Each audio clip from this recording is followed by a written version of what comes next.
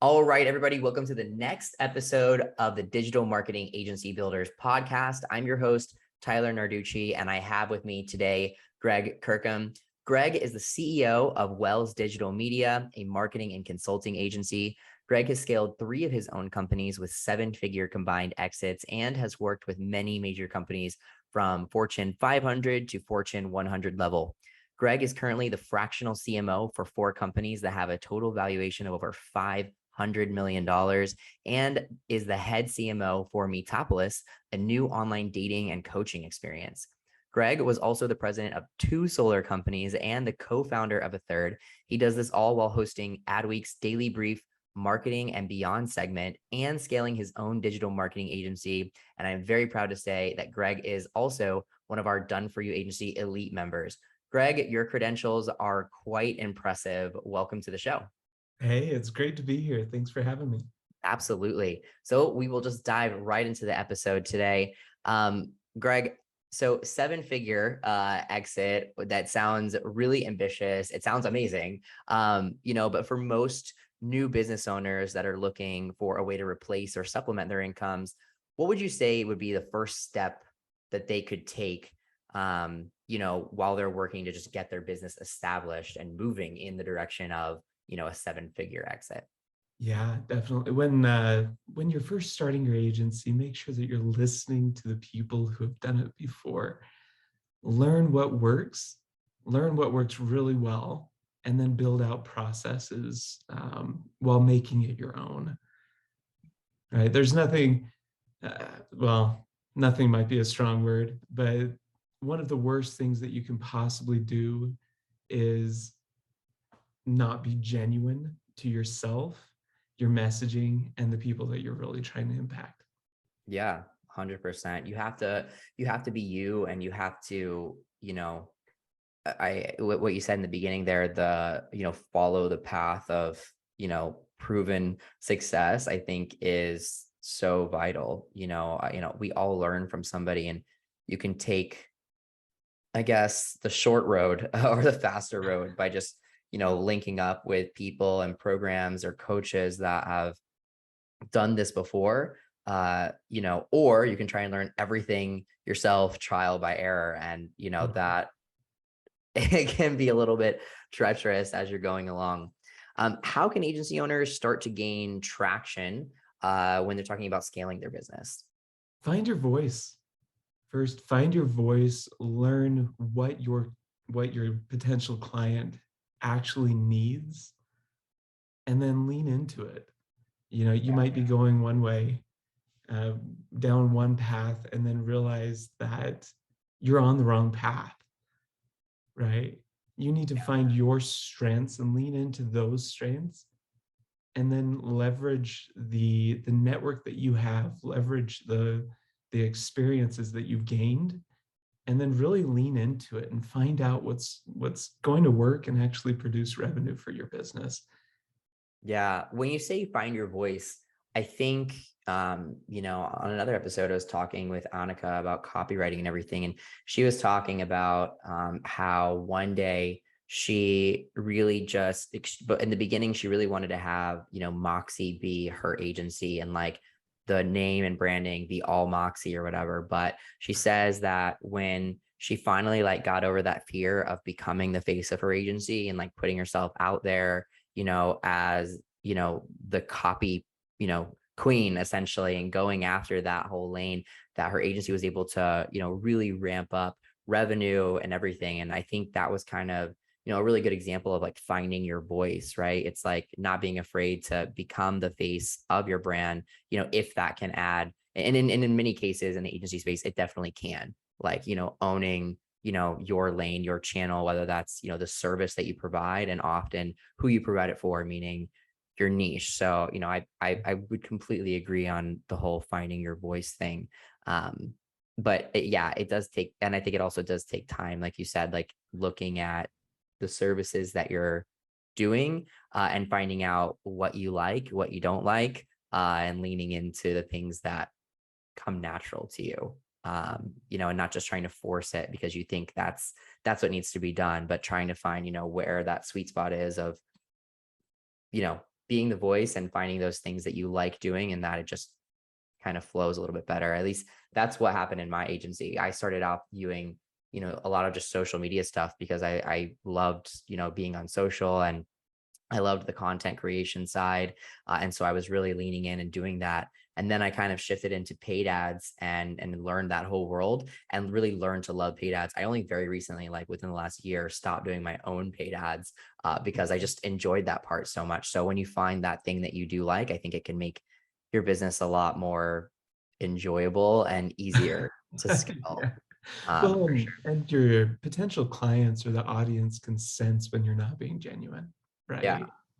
right? Yeah. If your messaging feels strained, if they feel, if it's received from a perspective of like, this guy's just another one of these thousands of agencies that's been approaching me, Yep. I'm not gonna, why would they choose your agency, right? Totally.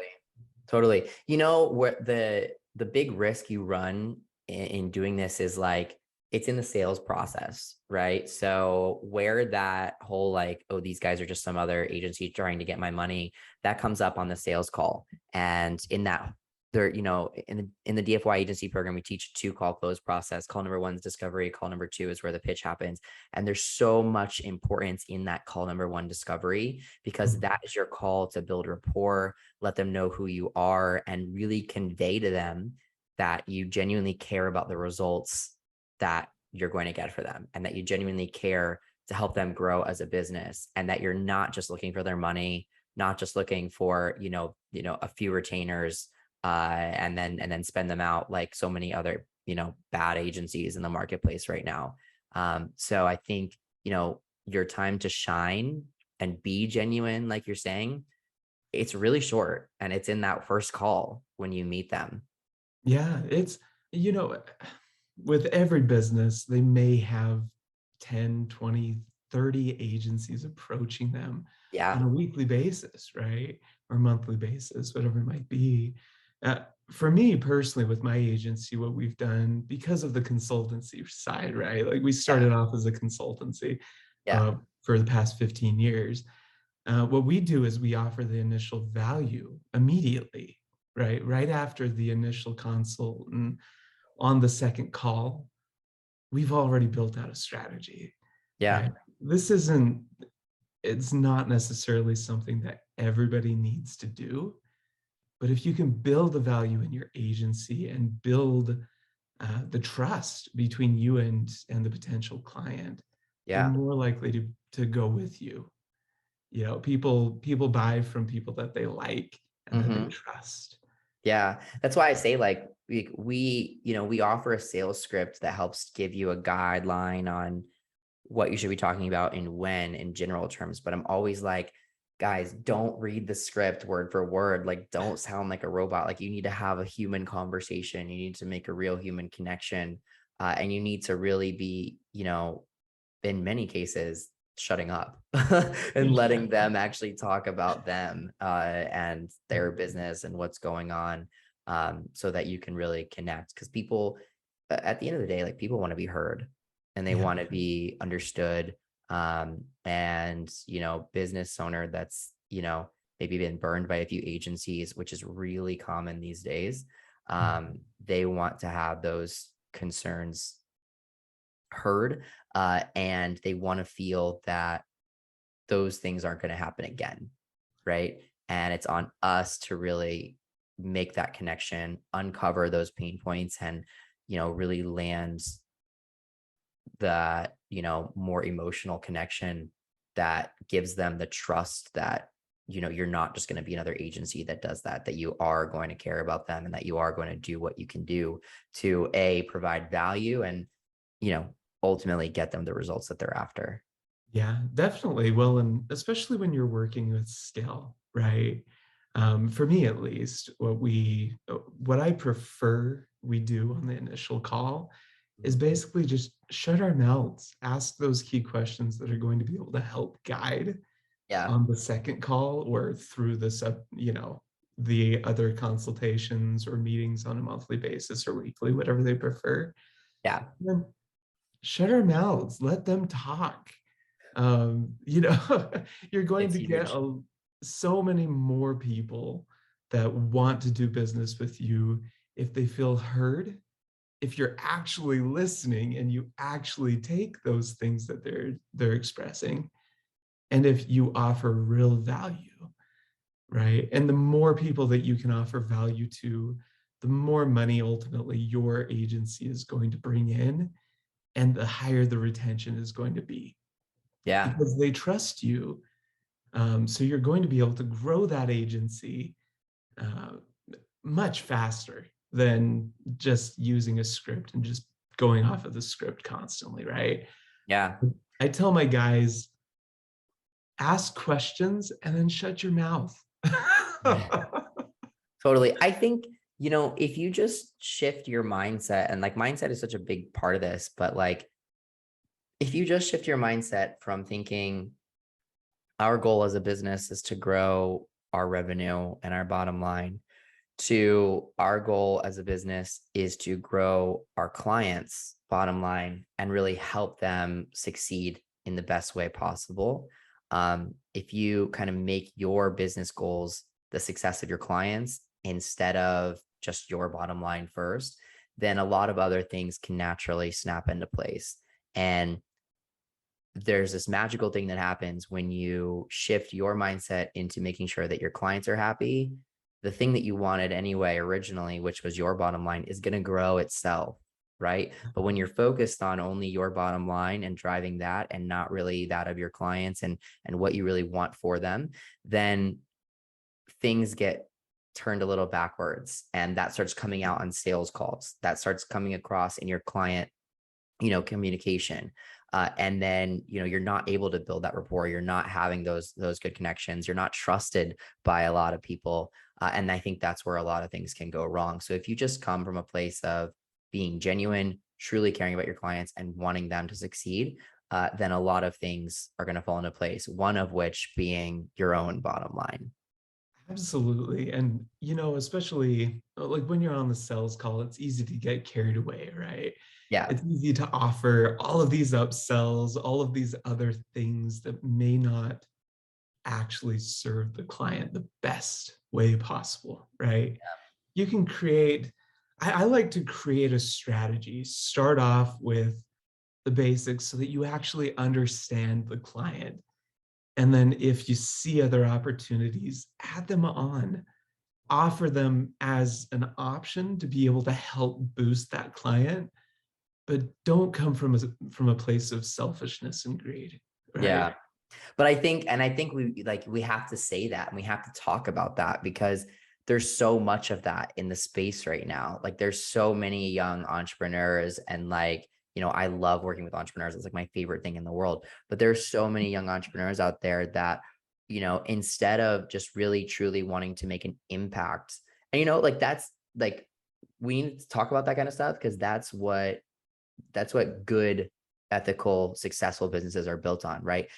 Wanting to make a strong and positive impact in your sector is really what it's all about. It's not about, cracking into, a new business, knowing nothing about it, just so you can make a quick buck and get out. Like that's not the game, right? But I feel like there's a lot of that out there. And, you know, if you want to be a truly successful business that's able to, have a good impact, allow you to sleep easy at night, knowing that you're helping people. I mean, because every business that you help, they Yeah. have employees, and you're helping each one of those people down the line. Like a marketing agency actually has insane power to have incredible impact on so many people's lives just through one business that has, let's say, 50 to 100 employees. If you're bringing them a ton of, new business and revenue, think of all the downwind people that you're helping feed and clothe and, pay their rent and their mortgage. I mean, just like, and that's just one client. Now multiply that by all the clients that a marketing agency can have over the span, and you're having a real incredible impact on the economy at the end of the Yeah. day, and real people's lives. And so when you start a marketing agency, these are the things that you really should set your sights on and your goals on, because that's where, the real positive change is made. It's not about Facebook ads. It's not about Google ads. It's really about helping your clients succeed, and then thus helping all the people that are connected to those businesses succeed, which is so awesome. Yeah. Greg, I do want to ask you, while we're talking about like scaling up an agency here and then potentially looking at, exiting, which is, I think a goal of many people that start up a marketing agency. I can't help but think about how agency owners are very busy. They're, Yeah. taking calls, they're making appointments, they're writing proposals, follow-ups, you name it. Many of them would say, they simply just don't have time to strategize on, specifically growth. Like they're so buried in their own client day-to-day work. What would you say to these agency owners? Yeah. Find a way to get out of working in the business and on the business. So learn how to delegate, right? If you have the ability to make money, if you have the ability to, or you're starting to generate revenue, you've got some money coming in the agency's pocket, find a way to bring people on that know more than you. Because ultimately, I think what a lot of agency owners, where they fell is that they try to be the centerpiece of the agency. Yeah. That's And it that's works for a little bit.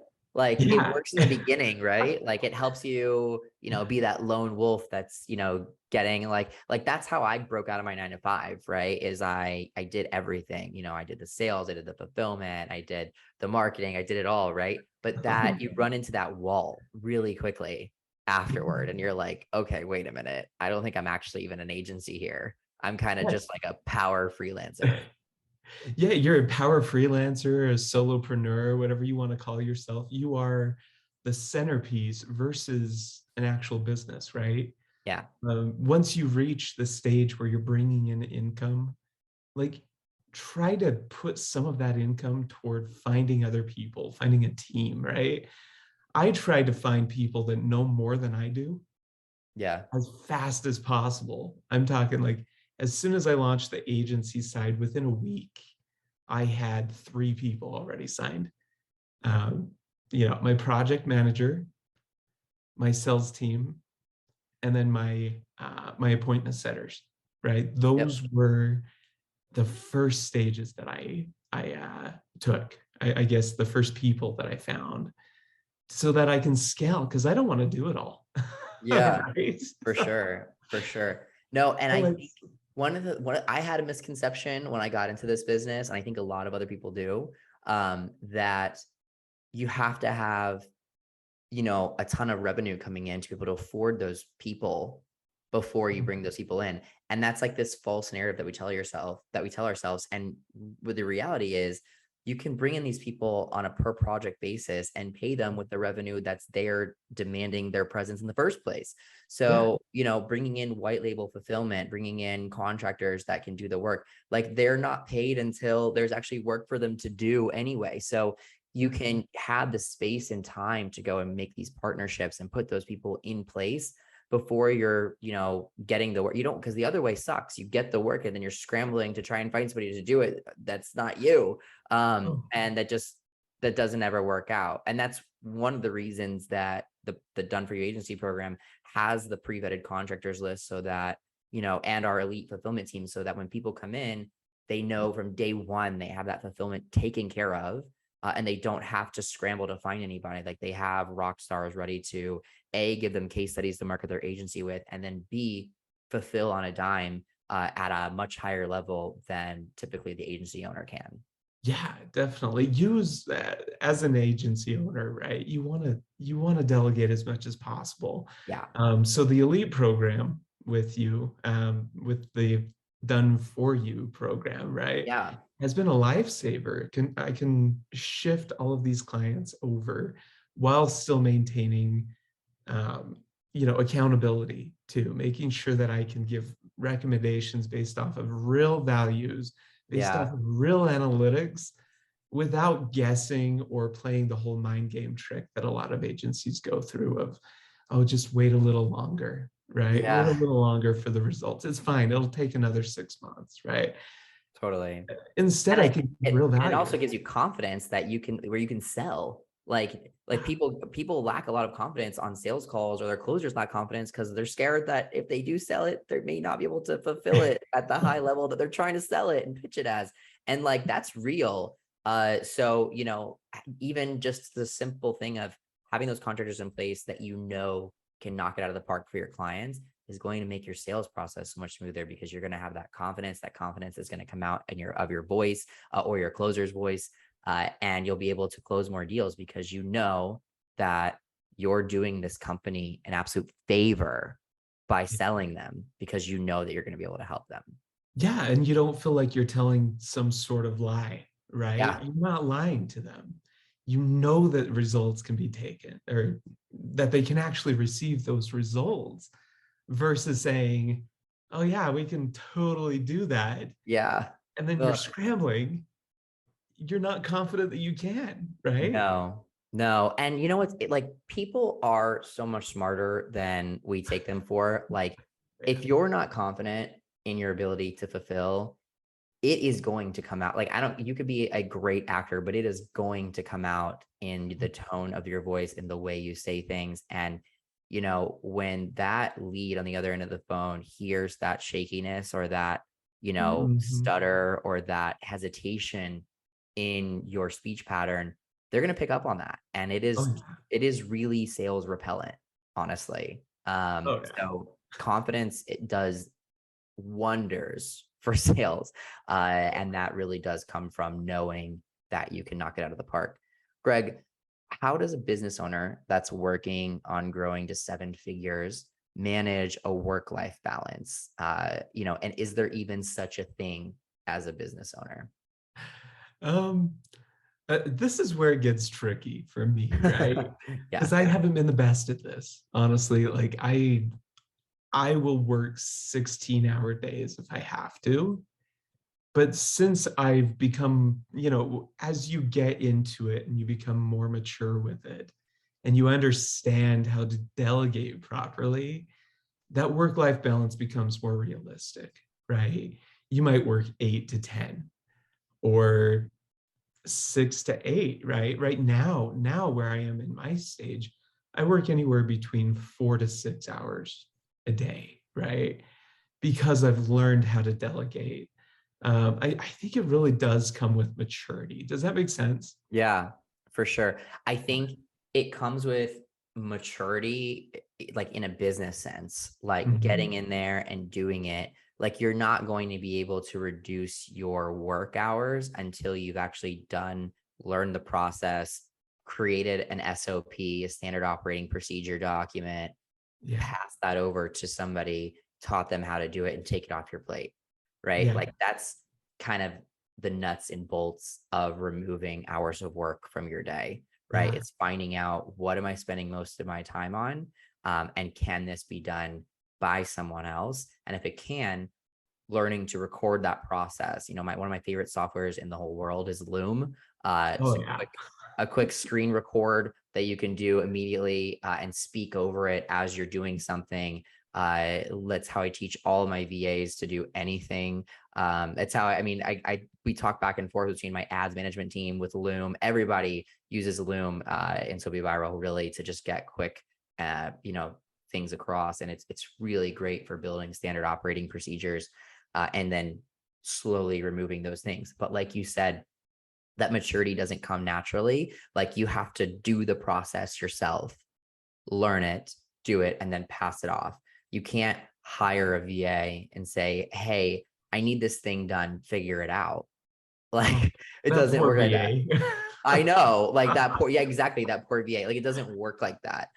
You have to actually, do it, learn the system, learn the process. Again, not to just keep plugging the Done for Agency program, but in a lot of cases, we teach these processes and these systems. And you can even just give, your VA or whoever else on your team access to the videos that we provide that teach these systems. And then that kind of that pass off is a little bit easier and done for you. But Yeah, that's kind of the nuts and bolts of relieving hours off of your day. And then it's like, holy crap, like, I'm 30 years old and I only have to work a few hours a day, and most of it is or, however old you are. I mean, you can get there or younger than me as well, but like, you know, removing, hours of your day, I really think that that is huge, Oh because yeah. at the end of the day, like, the most valuable thing in the entire world is time, right? And getting back your time, and enjoying that. So learning how to do that in your business, I think, is really the only way to go ahead and scale. Yeah. Greg, many agency owners start as freelance marketers, like we talked about earlier. Um, how soon in the process would you say that, finding a team to take the work off their plate should come into play? Like, is this a day one thing? Is this a month one? Where do you think this process starts? Yeah. For me, it was before I even started. Okay, Right. nice. But I was also building out the processes before I started too, because coming from the consulting world, it was I already knew somewhat where I was going Right. with this. But for the regular agency owner, the person that is coming in, start from day one, Yeah. start building out the processes. Even if you don't understand the processes fully, Yeah. record your ideas around it, record the concepts that you want to work with, start building it out. Even you mentioned Loom, right? Yeah. Loom is probably my favorite tool because you can speak very fluidly, and then you can go back and change things, right? You Mhm. can change the things that maybe aren't working as well, and then you can revise it from there. But you can get a really good understanding of where people are, right? Yeah. So Um, basically, as fast as possible, oh start yeah, doing the processes, recording them, and offloading them. I mean, there's probably, I would say you're right. There's probably not a like exact, at week one, month one, like it's probably not an exact date. It's just as soon as possible, as soon as you feel comfortable offloading that process, and recording yourself doing that process is probably the best time. yeah. Another thing I was thinking about, that I definitely wanted to ask you, because you've, scaled and exited from so many companies. Mentors, it's a huge thing that everyone talks about in the industry. Many entrepreneurs talk about having a mentor themselves to help guide them from the beginning all the way through. How, in your opinion, how important is having a mentor? Oh my goodness, it's absolutely critical, right? Like, not only having a mentor, but finding the right mentor. Yeah. Because everybody's a mentor, everybody's a life coach these Yeah, days, for right? sure.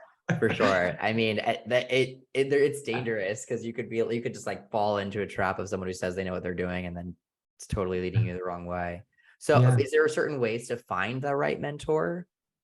yeah. I would say pick and choose who you follow, Yeah. right? Whether it's on LinkedIn, whether it's through the Done For You agency, make sure that you resonate with the messaging that they're actually conveying, Yeah. and then reach out. You'd be surprised how many people are actually willing to communicate with you that you feel are unreachable, Totally.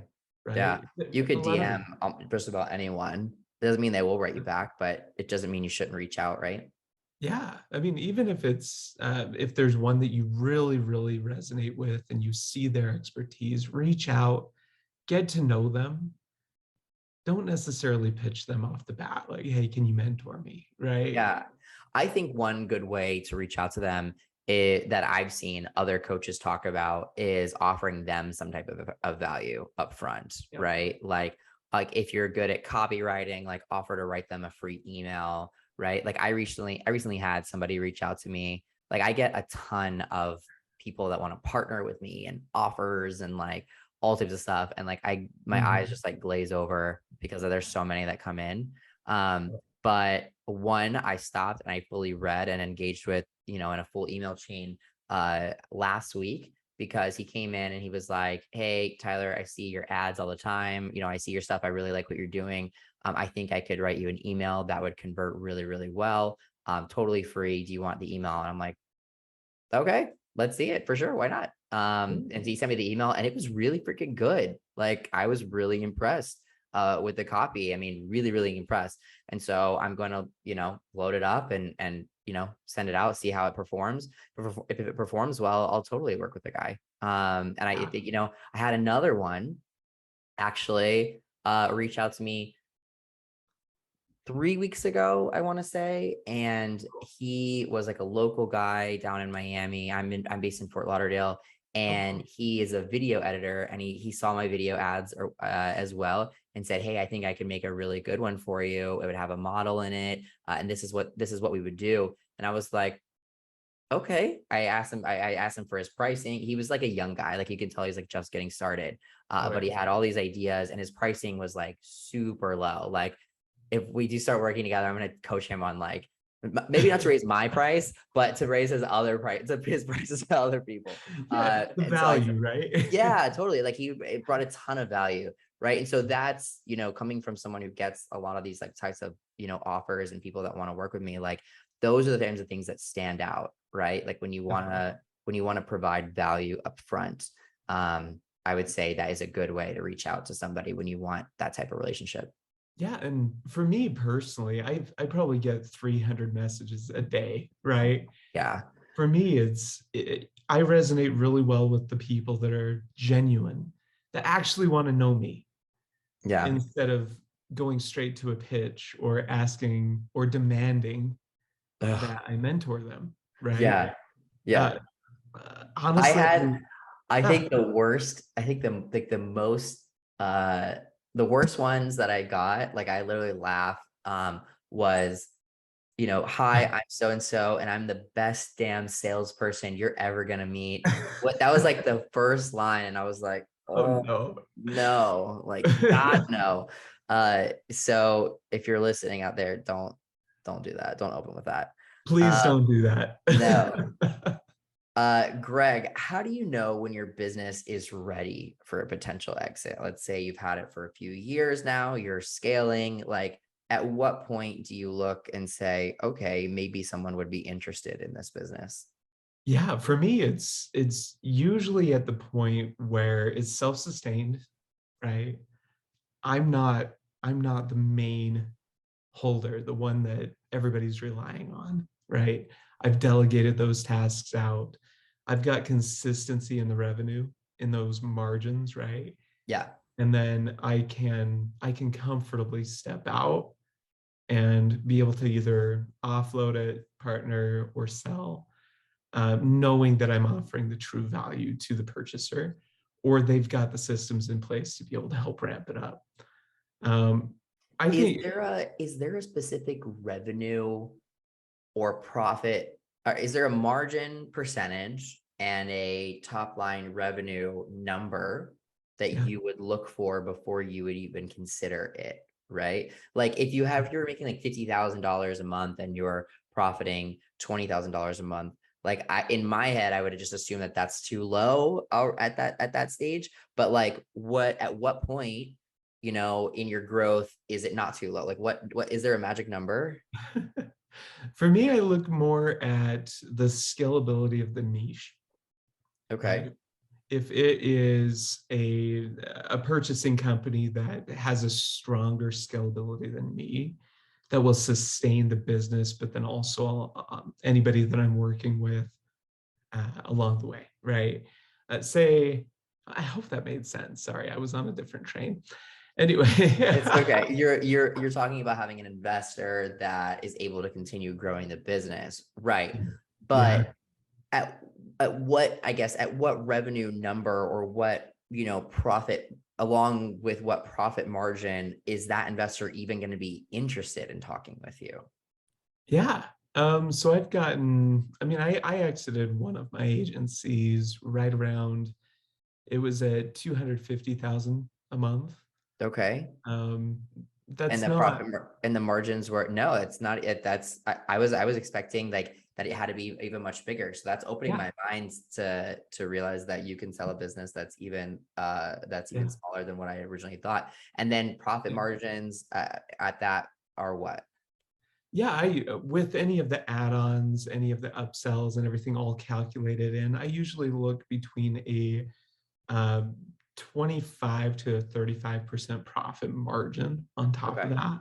cool. Now, the thing to remember when you're exiting a business is you're selling that asset, Yeah. right? You're Yeah. selling the potential income. Right. It's not just about that month. It's about that, month times 12 times however many years that they can continue growing it, right? It's the sustainability and the ability to continue growing, I Yeah. guess. But that's incredible. So, okay, next question on this. Where would one go? Let's say they're in your shoes. Where would one go to find an investor to even begin to have these conversations? Yeah. So as you start to scale and as you start to network with other people in your industry, Yeah. this is something that's incredibly critical because a lot of agency owners become siloed, right? They tend to get in their own sphere and they don't Yeah. necessarily network with other people as much as they should. But as you start to build out that network, other agency owners that have scaled or have already exited or are looking at an exit will put you into place or into communication with a lot of those people that are capable of purchasing it. Or say if it's another agency owner that they're doing really well, they're already at 7 figures, but they don't want to exit, right? Yeah. Sometimes they'll absorb your company into theirs, whether it's in a rev share agreement or a complete buyout or some sort of agreement that helps you exit out. Yeah. Um, they're going to be in your networking more often than not. Yeah. Because a lot of the people that are, they're at that 7, 8 figure mark, they're not going to be necessarily as active on social media. They're not going to be actively prospecting to purchase another agency. They're looking for people that are friends of friends Yeah. or within their network that they've come into communication with to actually take that on. So it becomes more of a networking game and really who you know Hmm. and what you've communicated, right? For sure. Now, okay, talking more about the nuts and bolts of an actual exit. Um, Yeah.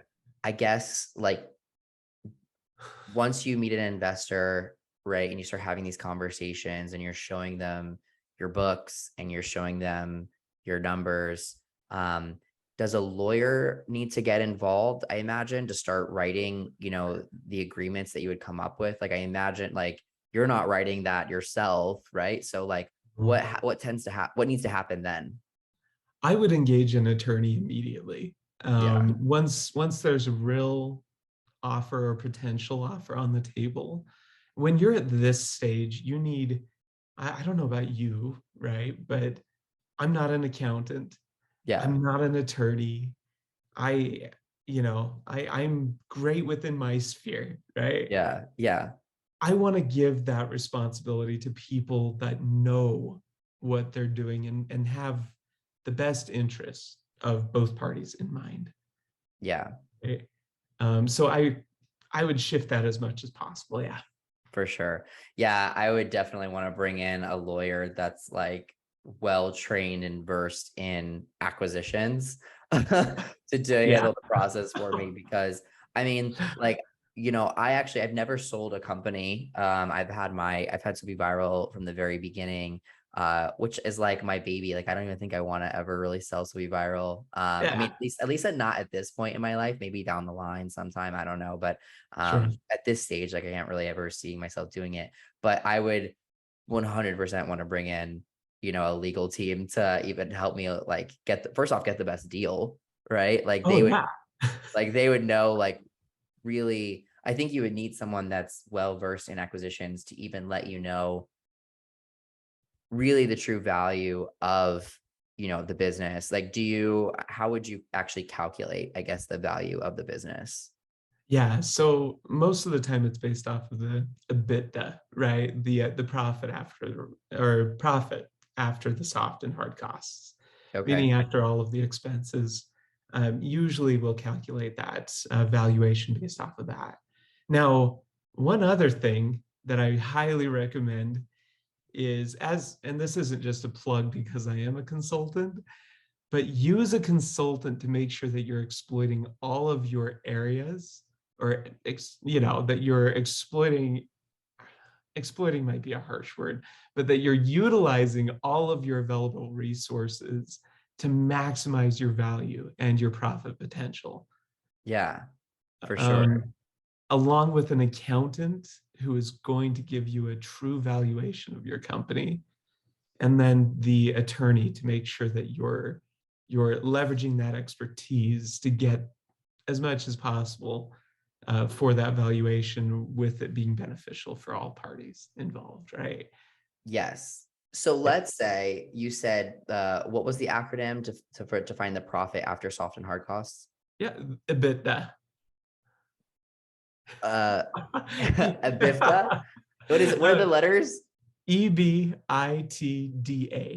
EBITDA. All right. Yeah. So to find your to find that your profit after soft and hard costs, right? You do this calculation, and let's say that calculation spits out $50,000 for a month, for 1 month, right? For just simple sake. Yeah. Is the value of your company $50,000, or is the value of your company then 50,000 times 12 for a full year? Or Yeah. So I would go 50,000 for me personally, right? Depending on the market cap, right? yeah. So 50,000 times 12 times 2 over the Okay, so course. 2 years. Yeah. So usually it's based off of 2 years, but it all depends on the market cap. Meaning how many competitors are in the market, what kind of money is actually in that market for what you're doing, Mm-hmm. and then what's the potential revenue based off of market research, based off of other agencies that are doing similar things within the same vertical. Now I might go a little overboard though, if I'm quite frank. Like What do you let's be mean? honest, it's that's probably what it is. What do you mean overboard? Meaning I do a lot of research into market research. I do market cap research, meaning like I'm going way into the depths in my Good. Well, I value. mean, I'm sure your buyer would appreciate that though. Yeah. Yeah. Yeah. Because personally, I like to err on the side of caution, or on the side of integrity with it too, right? If Yeah. say my profit is 50,000 per month, my calculation, they can purchase the company for, let's say, 1.2 million. But I know that that market cap has some other people that are entering into the market that's going to dilute that a little bit if we don't make some pivots internally. Then I like to disclose that personally, to be able to let them know about that dilution from the numbers, right? Got it. Okay. That's very interesting. And then I guess with that dilution, then let's say you may compensate for it down to 1 million if you're not already compensating for it with a internal business change. Yeah. Or Yeah. you could do an internal, I guess you could do an internal business change, which lets them know that you already are compensating for that to keep it at 1.2. Yeah. Yeah. So, and by expressing that, by stating, there's dilution that's been happening. However, we've been integrating testing in the market for this other vertical or this other messaging that's resonating well with the client base. So we're compensating for that. Right now, we're seeing an increase of 2% month over month, 20%, 100%, whatever it might be, right? Yeah. To help compensate for any of those decreases or projected decreases. Then I disclose that. So then that valuation is then supported with actual numbers, right?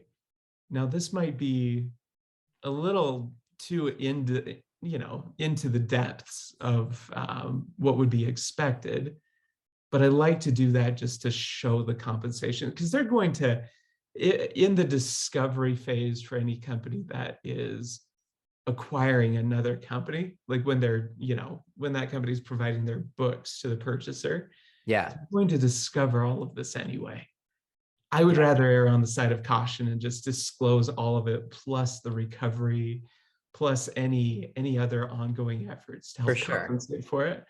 So Well, that you're like dating, and it's like also like a sales call. Like, you're, instead of selling them to be a client, you're selling them to purchase you, and you're building that trust, and being more transparent is yeah, going to help you in that case too. How yeah. do I make sure my business continues to grow after I make an exit? Yeah. So me personally, I like to you mentioned dating, right? Yeah. It's a two-way street, right? You don't, no one person is just dating the other person unless, I mean, unless it Yeah. gets a little creepy, right? Yeah. I was gonna say, I don't know if that's that's That's not right. dating, that's stalking, right? Right. Right. um, but the individual who is selling their company, say if I'm selling a company, I'm interviewing them just as much as they're interviewing me. I'm making sure that they have a history of growth. I'm Yeah. making sure that they're disclosing that they're actually capable of the purchase by a mutual exchange of the books. Yeah. So I don't want to sell to somebody who, they're scraping by, or they're a brand new business, but best case scenario, they can pay for the business, right? Yeah, I think, and I've also seen acquisitions where, the seller remains involved in the business in some Yeah, way, maybe as, not the CEO, or maybe as continued as a CEO, just paid on a salary. yeah, Instead, like, there's a lot of different ways that you can do it, I guess, to remain somewhat involved. But I would say, I haven't sold a business, but I know that if I sold to be viral, my baby, I'd be making sure uh, that the person taking it was going to be able to, 100% continue to grow it and nurture it. And, I'd be doing my due diligence as well. Um, Instead of exiting, acquiring additional agencies is also a strategy in the industry. When does it make sense to maybe consider that path? yeah. So when there's a mutual exchange, sorry, or when, okay, so I lost my train of thought with that cough. Anyway, when there an acquisition makes sense when another business has resources or lists or services that you do not offer, Mm-hmm. that they can increase the business. You can remain either in the business as an active role, like a CEO or something along those lines, or they have individuals that can step in and help the business grow. Yeah. So rev share agreements are an awesome example of this, right? Where maybe it's a mutual exchange where you're being acquired for, or having your debts acquired if you've accrued any, Yeah. paid off, in exchange for a portion of the equity or something like that, right? A full acquisition, yeah. Anyway, that's much different. Yeah. Yeah. So, I think ideally you'd be looking to, acquire or partner with another agency, or even yeah, maybe a software that can really help your clients. I think those, some of the best, mergers that I've seen out there, at least, in the agency space, are, agencies that partner with another agency that just brings them into either deeper into their own niche, or opens them up into a second niche that they can also run, or moves them into a software that all of their clients can then get on. That, it's almost like double dipping, right? Like, now they have the software side of the business, they have the fulfillment side of their business, and they both work together. So there's several options for agencies that want to do something like that in the marketplace. Um, Last question here. It's something that I ask everybody that comes on my show. What is the number one? So I know I'm sure you have plenty of advice, but what is the number one piece of advice that you would give to someone that is just starting off there on their agency? I would say understand. Oh man, there's so many things. I know it's hard to Oh, pick one. yeah, but I would probably say understand yourself first. and then understand your customer or your client. Understand their psychology, how they think, and what is most valuable to them, and then build processes around that. Find the resources that will provide that value while remaining very, very honest to yourself and your agency and what you want to provide. Does that make sense? Yeah, I think it's kind of two-pronged. Like what I'm hearing when you say that really is when you say, understand yourself, I kind of translate that into make sure that this is really what you want to do. Yes. Yeah. Like, don't get Yeah. into the agency space or do it because you think it's hot right now or because you think, that it's easy. Because there are a lot of challenges in building an agency and maintaining it and scaling it, like especially if you want to eventually exit one day. So, it's not, it's definitely something that you really want to make sure that you want to do as a business. So that's what I'm getting when you say that. Is that right? Yeah, definitely. Yeah, because one of the worst things that you can do is to get into a niche and get really encamped in it Yeah. and then realize you hate it. Yep. Like you're going to be miserable every single day that you go. Um, It's true. We have members that join the Elite Done for Agency program all the time that are like, we're like, what niche do you want to work in? They're like, well, I've been in dental for the last 6 years and I hate dentists. So anything but that. And they're like, all right. And so they use it as like a fresh start to like get into like a different niche because they just, they realize that that's not the path they want to take. So yeah, I think also in that, like, make sure that, it's what you want to do in terms of the business model. But understand that, you're not married to your niche. You can change it down the line yeah, anytime if you need to. But you do want to make sure before you get into the business model that an agency is the thing that you want to do, at least, because that's what's going to allow you to give it your all and be successful in the space. And then I think the part two, which you snuck in there as well, was also really know your clients and what they need and what they want, and then really build your agency around providing that, and not just building your agency around Facebook ads or Google ads or the service, right?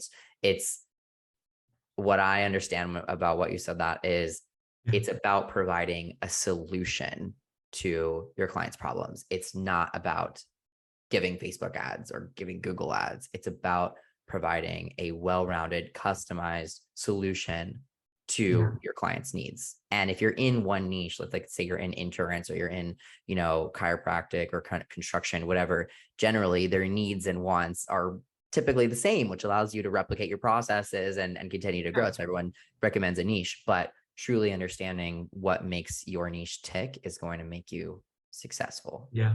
Well, and I would also say understand your clients or customers, right? Yeah. When you understand that, when you understand the psychology behind it, and you take the time to learn from your client, then you're going to be able to provide so much more value to them. Yep. Totally. I could not agree more. Greg, thank you again for coming on the show. It was a fantastic episode. Hey, thank you. Thank you so much for having me.